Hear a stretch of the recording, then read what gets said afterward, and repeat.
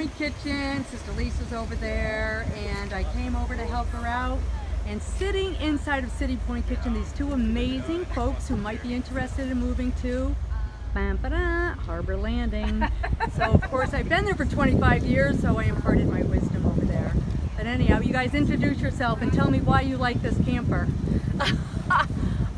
My name is Ellen. I live here in New Haven, and I like this camper because it reminds me of 1970 when I was in high school, or ending high school, and my sister had one, and I'd borrow it and go to Maine and drive all over, and you had to like hold your breath going up hills because it would barely make it.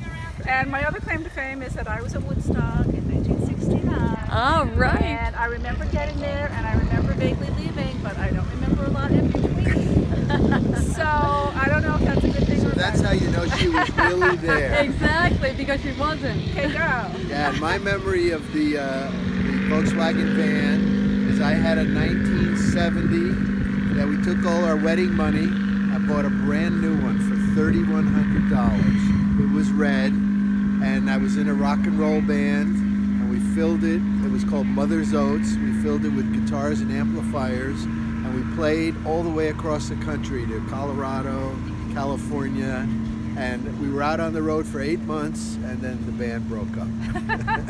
What a great chapter, really. And this is It Chloe. was fun. Hi, Chloe. And that's Chloe. Oh my gosh, adorable. World's friendliest dog. So we're really happy to have met Patty, and Yes. we'll be back soon. All right. Peace out, my friend. Peace out. Take care. So, I'm here with Bob from Sacramento, California, and I needed some assist for my paddy wagon on the shift right down here. And I figured he was from California, so he could help me, but come to find out he has a story to tell about these things. Well, we used to always work on these, so I knew I could help her because these are like take apart and put together, very basic. I was telling her about my brother Lance. I've hitchhiked from the whole West Coast, sleeping on the beach all the way from down near Mexico up through Canada and across Canada, but I always knew I'd get a ride if it was a Volkswagen camper, especially if it was painted. But I think because there was just so much room, they knew a traveler. It was a code of ethics, I guess, to stop for a hitchhiker with these things. Yeah, they just go with the flow. You people. put your packs in there. So, but my brother was a foreign exchange student, and he was in Switzerland, and then they hopped in one of these to go to India, and he just went along at the spur of the moment, and they're driving there, and after the first day he goes, well, let me see the map, and they go, we don't have a map. And so they were continuing on, and they went through a village, and I thought they said Yugoslavia, but some Eastern European country, and they came down a hill, and the brakes weren't working, and they crashed in through the market. They tried to stop, hitting the stalls, the vegetable stalls and everything. People were dodging out of the way.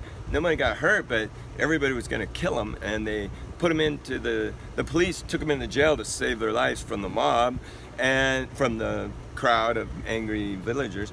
And so when the police checked that the brakes were in fact out, they let them go, and they went on their journey. Eventually my brother abandoned about halfway to India because they were just finding their way in the early 60s.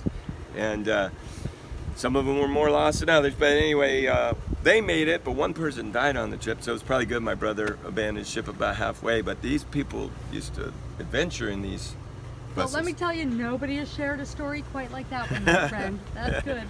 And you're here because my daughter would go. your amazing daughter is applying to Yale. Just had my interview today. And we're going to manifest that she gets in, and she'll be coming to City Point Kitchen more often, and drink will be on me when you do.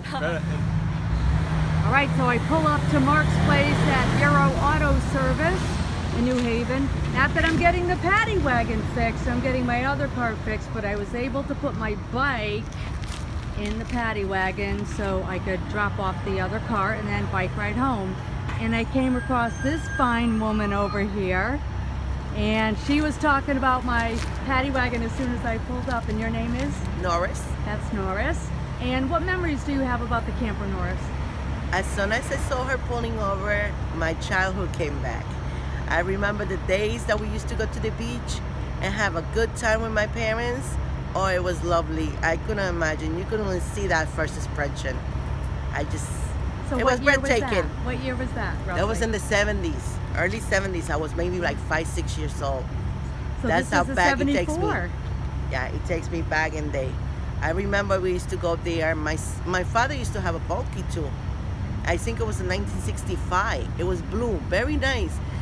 Like a little egg, but it was so beautiful. I loved them.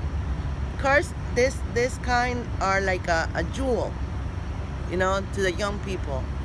You should think about it. Yeah, the new cars are nice, they're fancy, they got all their gadgets, but these bring you memories. You don't know how many memories could bring you one old car when it comes in and everything flashes back to you. So it's just wonderful. Well, I'm so glad the Paddy Wagon brought a smile to your face, and then it brought about good memories for you. Thank you. Peace out, my friend. Have a blessed day.